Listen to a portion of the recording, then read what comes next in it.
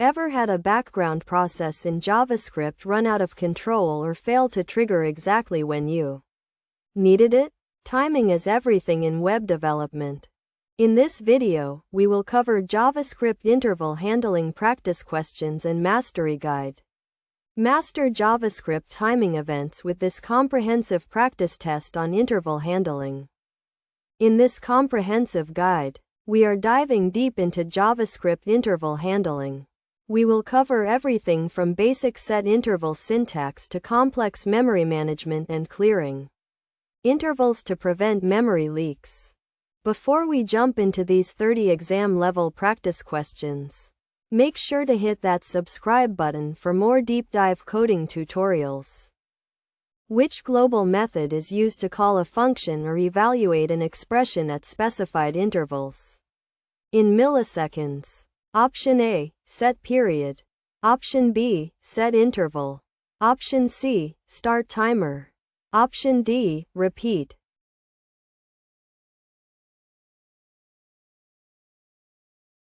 The correct answer is B. The setInterval method is a built-in web API and Node.js method that repeatedly calls a function or executes a code snippet. With a fixed time delay between each call, it returns an interval ID which uniquely identifies the interval, so you can remove it later by calling clearInterval. Options A, C, and D are not standard JavaScript methods for timing events. What is the correct way to stop an execution started by setInterval?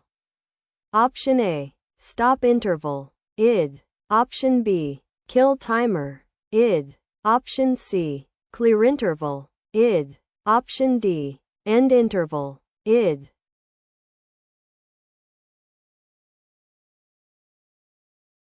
The correct answer is C. To stop the execution of a function set by setInterval, you must use the clearInterval method. This method takes the ID returned by setInterval as its argument. If the ID is invalid or not provided, the function simply does nothing without throwing an error. This is essential for preventing memory leaks and unnecessary CPU usage. The second parameter of setInterval represents the delay. What unit of time is used? Option A, seconds. Option B, microseconds. Option C, nanoseconds. Option D, milliseconds.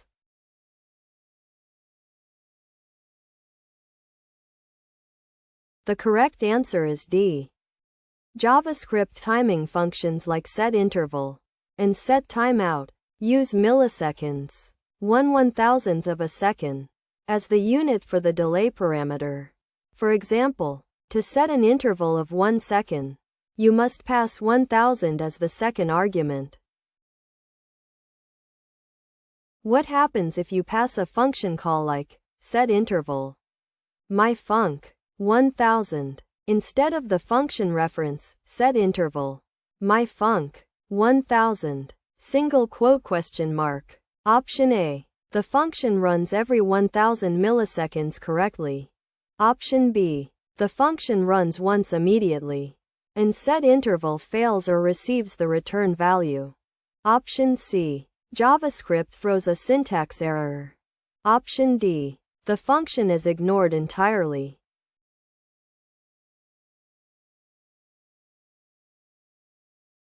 The correct answer is B. When you add parentheses to the function name inside setInterval, you are invoking the function immediately. setInterval then receives the asterisk result of that function call as its first argument. If myfunc doesn't return another function, the interval will not work as expected because the first argument must be a function or a string of code. When using this inside a function called by setInterval in non-strict mode, what does this usually refer to? Option A, the object that owns the function. Option B, the setInterval function itself. Option C, the global object window in browsers. Option D, undefined.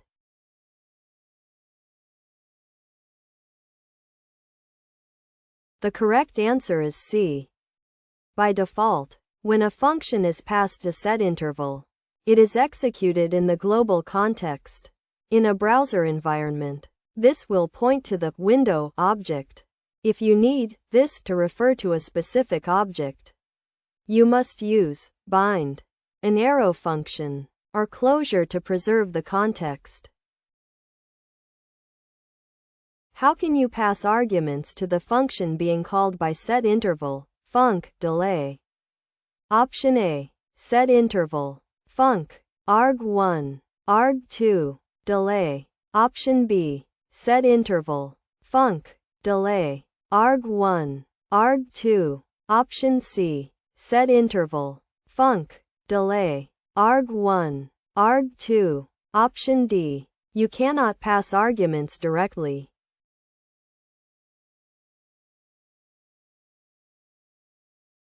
The correct answer is B. The setInterval syntax allows for additional arguments to be passed after the delay parameter. These arguments, arg1, arg2, etc., are passed directly to the callback function when it executes.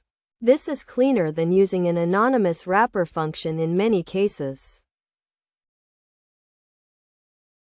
What does the setInterval method return? Option A, the result of the function being executed. Option B, a numeric ID or a task object. Option C, a Boolean indicating success. Option D, the delay time.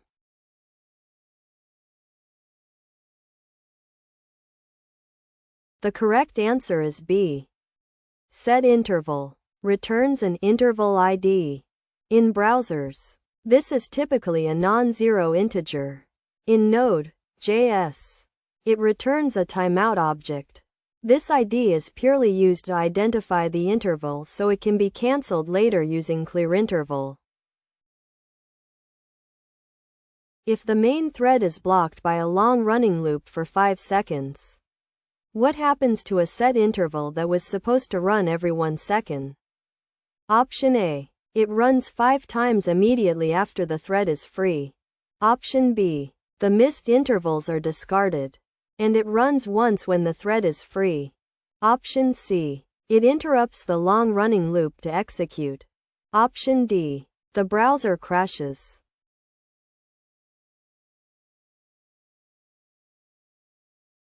The correct answer is B. JavaScript is single-threaded. If the call stack is busy, the interval tasks are placed in the task queue. However, for setInterval, most browsers will not queue multiple instances of the same interval. Once the main thread is free, it will run once, and the next execution will happen after the next scheduled delay. Why might a developer prefer recursive setTimeout over setInterval? Option A, setTimeout is faster than setInterval.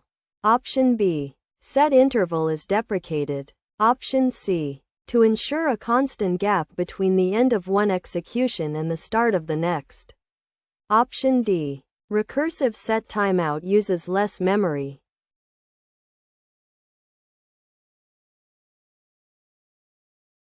The correct answer is C. With setInterval, the delay starts from the asterisk start of the previous call, potentially causing calls to stack if the function takes longer than the delay. Recursive setTimeout ensures that the next delay only starts after the current code has finished executing, guaranteeing a consistent rest period between executions. According to the HTML5 spec, what is the minimum delay for nested intervals in browsers? Option A, 0 milliseconds. Option B, 1 millisecond. Option C, 4 milliseconds. Option D, 10 milliseconds.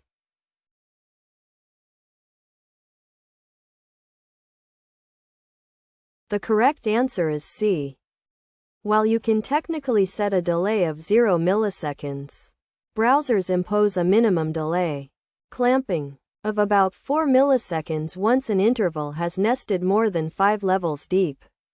This is a performance optimization to prevent background scripts from overwhelming the CPU. What is the primary risk of forgetting to call clearInterval on a component that has been unmounted in a SPA? Option A. The application will immediately crash. Option B. Memory leaks and unexpected behavior in the background. Option C. The user's internet connection will slow down. Option D. CSS animations will stop working.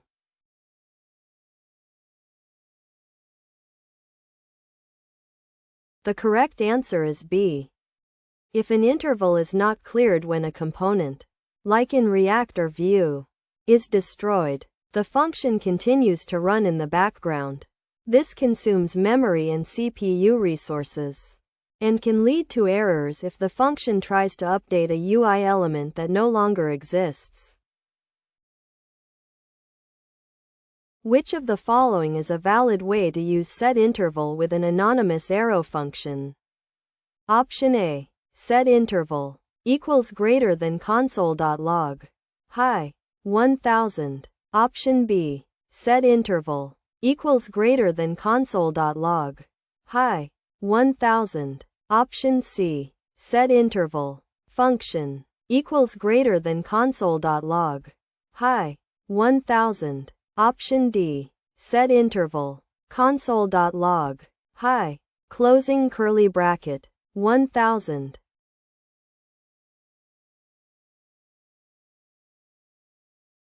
The correct answer is A. Option A uses the correct ES6 arrow function syntax as the first argument. Option B is missing parentheses for arguments. Option C incorrectly mixes function, keyword and arrow. Option D is missing the arrow symbol, equals greater than. If you set an interval of 0 milliseconds, when will the callback execute? Option A. Immediately. Before the next line of code.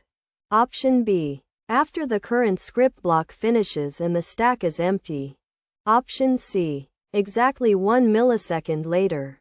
Option D. Never.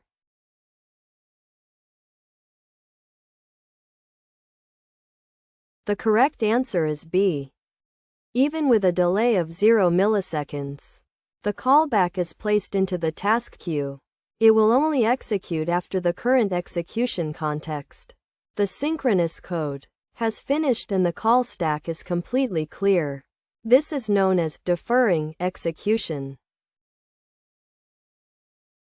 In Node.js, what method can be used on the object returned by setInterval to allow the program to exit even if the interval is still active? Option A. Interval stop. Option B. Interval unref. Option C. Interval detach. Option D. Interval freeze.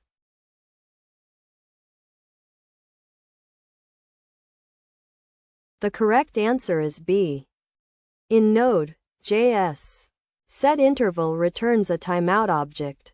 By calling unref on this object, you tell the Node.js event loop that it doesn't need to stay active just for this interval.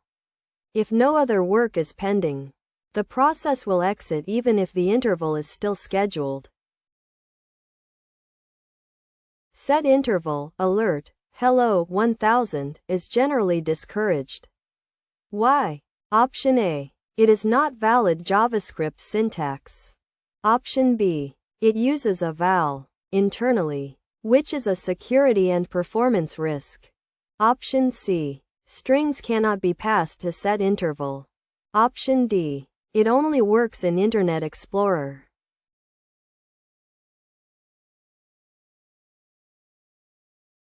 The correct answer is B. Passing a string to setInterval works similarly to using the eval function. It is considered bad practice because it is less secure, prone to injection attacks, harder to debug, and slower because the engine must parse the string into executable code every time.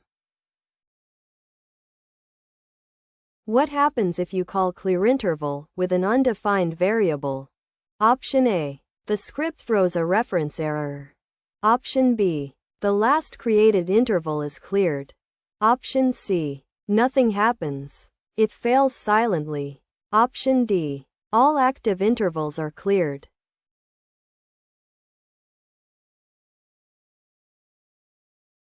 The correct answer is C. The clearInterval function is designed to be safe.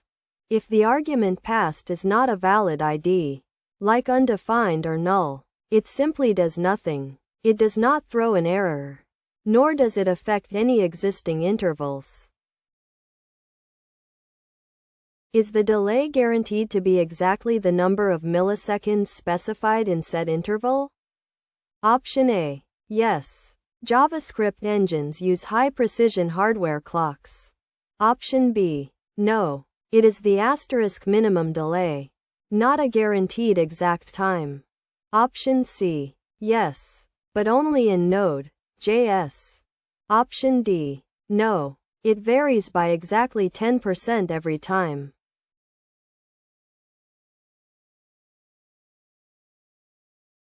The correct answer is B. The delay specified is the minimum time that must pass before the callback is added to the queue. If the main thread is busy with other tasks or if the system is under heavy load, the actual execution may be delayed significantly beyond the specified time. Can you have multiple active setInterval instances running at the same time? Option A. No. Only one interval can exist per window. Option B. Yes. But they must have different delay times. Option C. Yes. Each call to setInterval creates a unique instance with its own ID. Option D. Only if they call different functions.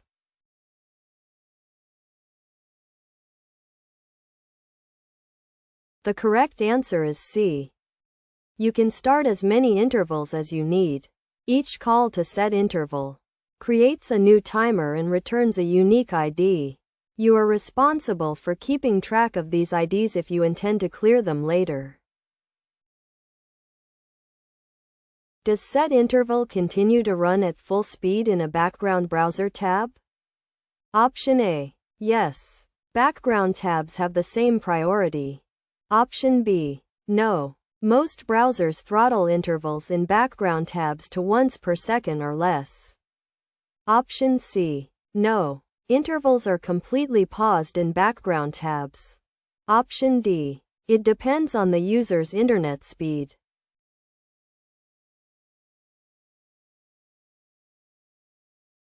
The correct answer is B. To save battery and CPU, modern browsers throttle timers in inactive tabs. Usually, setInterval and setTimeout will not fire more than once per second. 1000 milliseconds. In a background tab, regardless of the delay you specified in the code.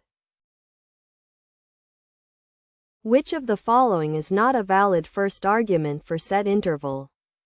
Option A. An anonymous function. Option B. A named function reference. Option C. A string of code. Option D. An integer.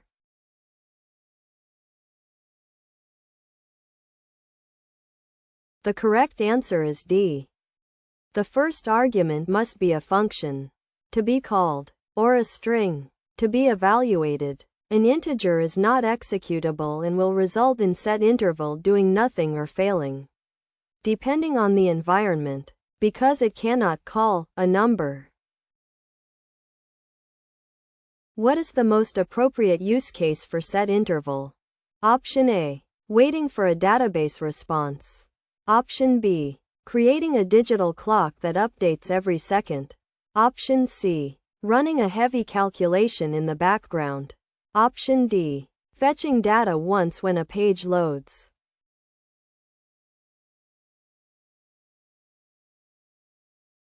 The correct answer is B.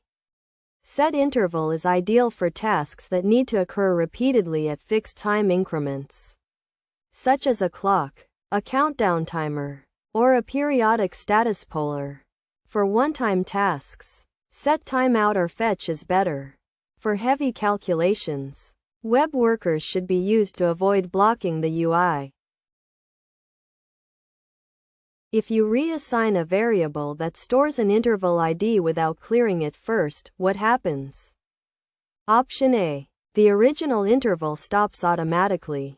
Option B. The original interval continues to run, but you lose the reference to stop it. Option C. A runtime error occurs. Option D. The garbage collector stops the interval.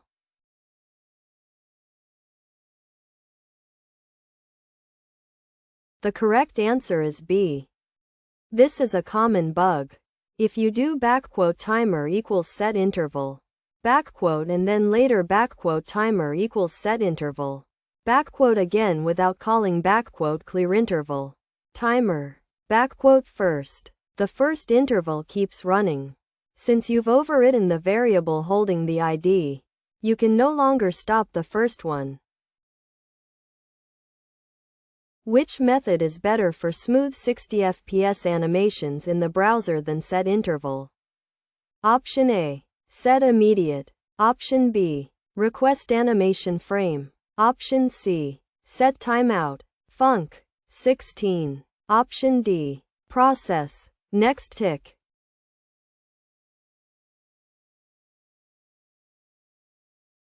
The correct answer is B.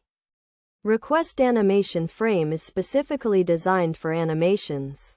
It syncs with the browser's refresh rate, typically 60 Hz, and pauses when the tab is inactive, providing much smoother visuals and better battery life compared to setInterval. If an error occurs inside the function called by setInterval, what happens to the subsequent scheduled executions? Option A. The interval is automatically cleared. Option B. The interval continues to fire at the next scheduled time. Option C. The whole JavaScript thread stops. Option D. The browser reloads the page.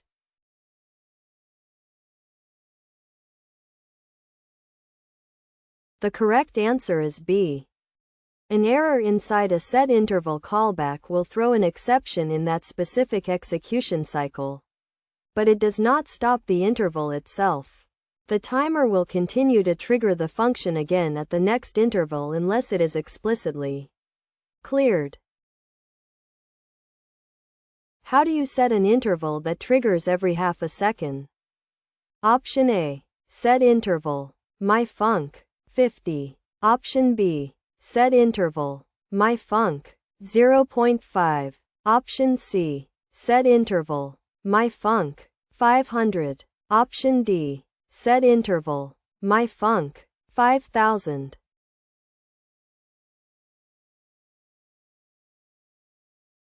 The correct answer is C. Since the time is in milliseconds, half a second is 500 milliseconds. 1000 halves. Option A is 50 milliseconds. B is effectively 0 milliseconds. And D is 5 seconds. Which of the following code snippets correctly prevents a memory leak in a simple toggle script? Option A. Let it equals setInterval. doWork. 100. clearInterval. id. Option B. setInterval. doWork. 100. Option C. Let it equals setInterval. doWork. 100. It equals null. Option D. Let it equals setInterval. doWork. 100. Delete id.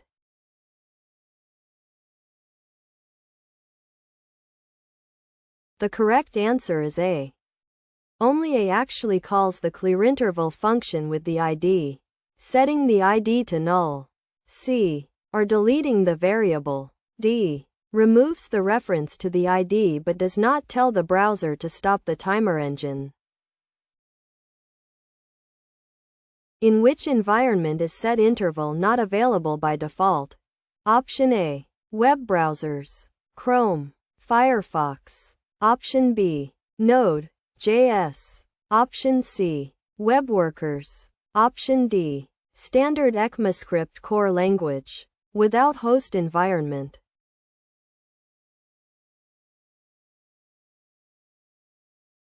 The correct answer is D. Technically, setInterval and setTimeout are not part of the core ECMAScript JavaScript language specification. They are part of the window or worker global scope mixin in web APIs in the timers module in Node.js. A bare-bones JS engine, like an embedded V8 shell, might not have them unless implemented. What is the purpose of setInterval, obj, method, bind, obj, 1000? Option A. To make the function run faster. Option B. To prevent the function from running more than once. Option C. To ensure this inside obj method refers to obj instead of the global window. Option D. To pass the obj as the first argument to the method.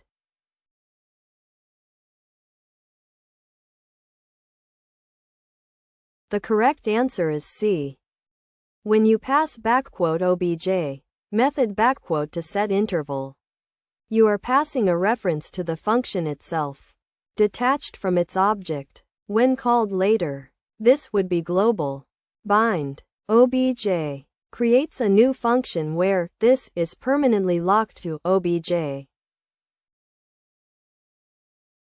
What happens if you call setInterval inside another setInterval?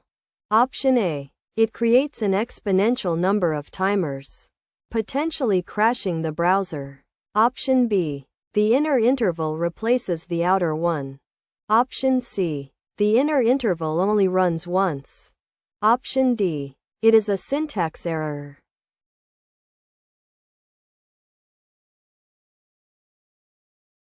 The correct answer is A. If you start a new interval inside a callback that runs every second, you will have one timer after 1 second, 2 timers after 2 seconds, 3 after 3, and so on. This is a common logic error that leads to rapid performance degradation and memory bombs. Which of the following is often used with intervals to perform tasks without freezing the UI?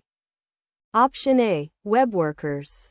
Option B. Local storage. Option C. JSON, stringify. Option D. CSS selectors.